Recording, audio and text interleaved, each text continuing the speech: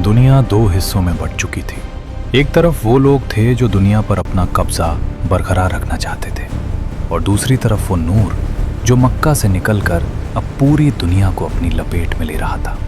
80 झंडों के नीचे लाखों का लश्कर जमा हो चुका था।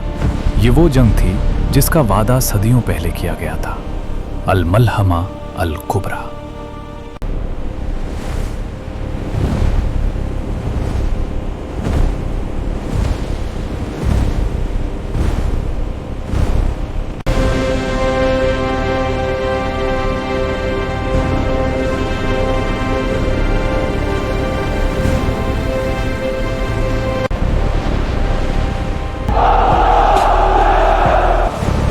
मैदान युंग में खामोशी थी, फिर अचानक टकराव हुआ। ये सिर्फ जमीन की जुम नहीं थी, ये हक और बातिल का आखिरी मुकाबला था।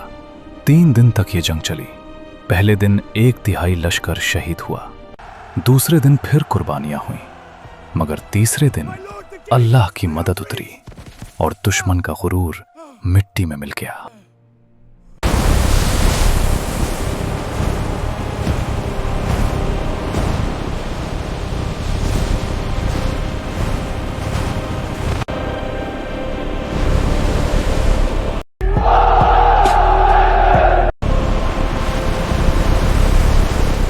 जंग के बाद ये लश्कर कॉन्स्टेंटिनोपल की तरफ बढ़ा। कोई गोली नहीं चली, कोई तलवार नहीं उठी, सिर्फ तकबीर की गूंज से उस शहर की दीवारें गिरने लगीं। ये टेक्नोलॉजी पर ईमान की फतेह थी, मगर जीत की खुशी अभी मुकम्मल नहीं हुई थी कि एक खौफनाक खबर ने सबको झंझोर दिया।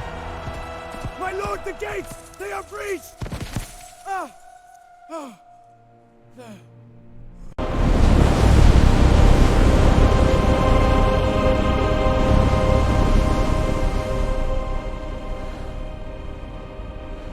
एक शैतानी पुकार गूंजी, दज्जाल तुम्हारे पीछे तुम्हारे घरों में पहुंच चुका है।